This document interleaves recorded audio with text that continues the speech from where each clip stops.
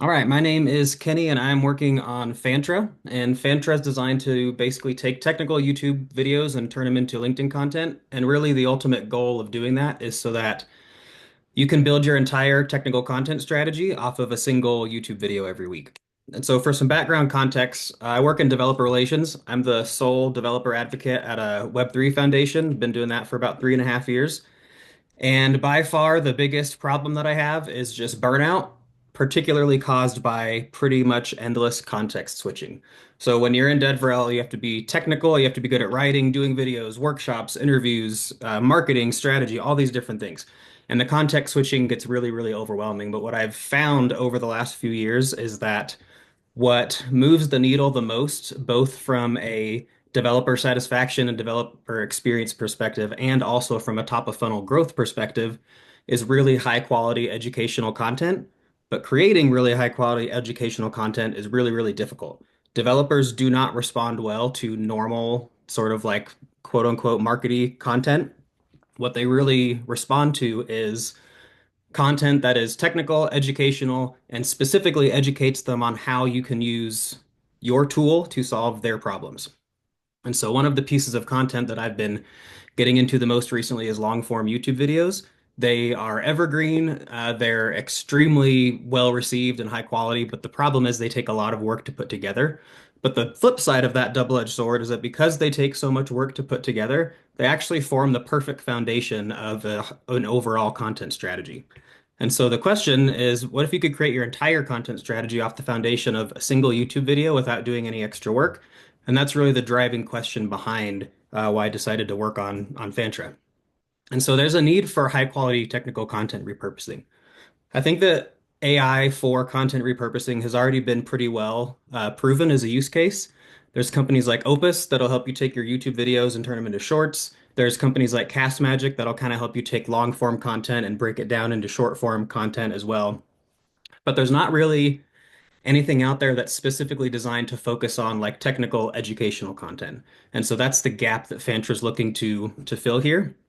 And then on the flip side of that, if you use a lot of these sort of out of the box general purpose AI tools, the content they write is just not that good.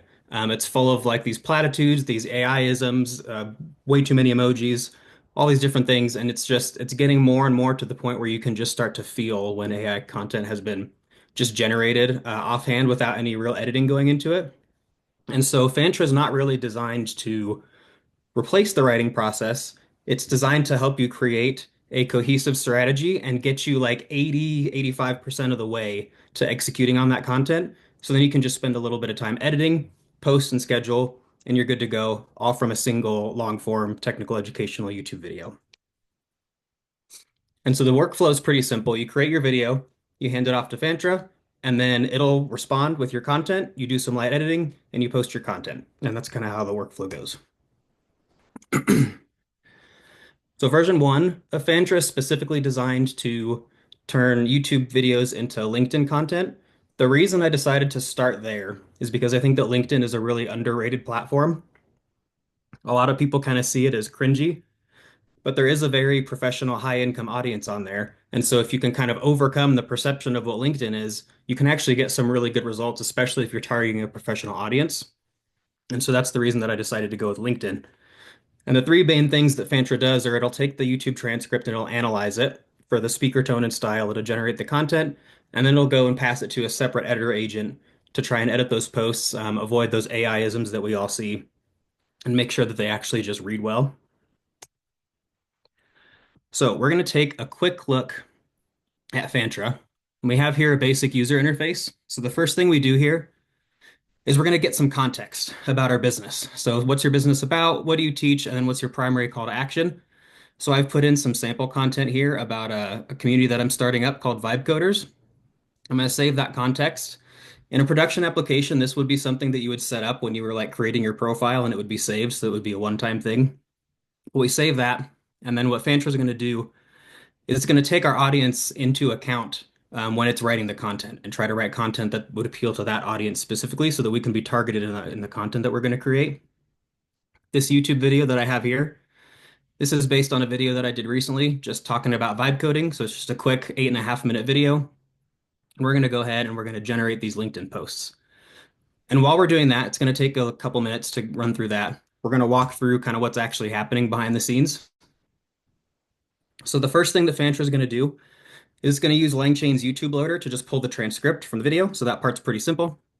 And then what it's going to do is it's going to pass that transcript into a voice analysis agent. And what that agent is going to do is it's going to go through the transcript and it's going to basically write a style guide for how that person speaks. So it's going to do the speaking style, some of the language and colloquialisms they use, that kind of thing to be able to pass into the writer later.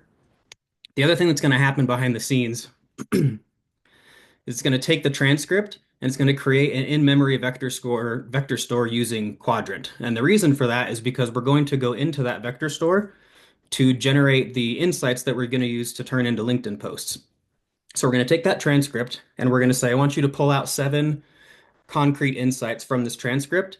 And then I actually want you to convert them into questions. And then what we're going to do is we're actually going to use a RAG flow to take those questions and ask them to our transcript vector store and pull back answers. And those answers are what are going to serve as the base for our writer agent to write those posts. So it's going to take those insights, pass them to the writer agent. That writer agent is then going to write a LinkedIn post corresponding to each insight, so 7 total. And then finally, it's going to pass those posts to an editor agent who's going to go ahead and check the writing quality, try to remove any of those cliches and AI-isms that we're all getting so familiar with now. And then it's going to pass it back to the user. So this is probably still running. So the writer and agent, or the writer and editor take a little bit. I did run one right before this so that we don't have to wait on it. And we'll see here that it'll generate 7 LinkedIn posts. And there, if we go through and look at them, they are okay. They're not great. Again, this is not designed to replace writing. A huge amount of the improvements that can be made to this are just in the prompt engineering and actually crafting good prompts to help it write well. But it's a really, really good starting point. And the most important part is that it's unique to my video and the content that I had in my video. This is the main weakness of using AI to generate new content, is that you can't generate new content that's unique to you, which means that it's almost guaranteed to be generic unless you give the AI some other context to work with. So that's the real goal here. We can go through and we can look at a couple of these. It'll give an explanation for kind of what it was thinking when it wrote the hook. We've got some prompts in here to help it structure the LinkedIn post well. You can go down here and you can see here one of the weaknesses right away. This is an 8.5 minute video and 2 of the hooks are pretty similar. If we go down to, I think it's this 4th one, we do get one that's, yeah, so here's one that's a little bit different. And so that's the basic workflow of what's actually happening behind the scenes here. Yep, this is still editing. So look at these. And then, so a couple of things that I want to work on next. As I was going through this, one of the things that I started experimenting with a little bit was actually using RAG's SDG, the synthetic data generation, to generate the topics and insights. Basically taking that in-memory quadrant store, running it through synthetic data generation, and then pulling out 7 of those questions that it generates to then generate the insight and topic there. And the reason for that is that Ragas's SDG function is just, it's really good at generating good questions. And so that's something that I've been experimenting with, that the results have been pretty interesting. I want to actually eliminate the UI completely and have this function more as a ghostwriter to where it'll automatically monitor for when you upload a new YouTube video, and then it'll just email you the posts and you can literally respond back with edits. And then expand to other platforms and formats. So X posts, threads, long form tutorials, that kind of thing. And then finally, I want to add some long-term memory to be able to improve writing over time. So if I'm responding back to its initial post with some edits, it'll actually store those edits and be able to use those, in some of the few shot prompting or something down the road when it writes more posts. And that is Phantra. We can jump into questions.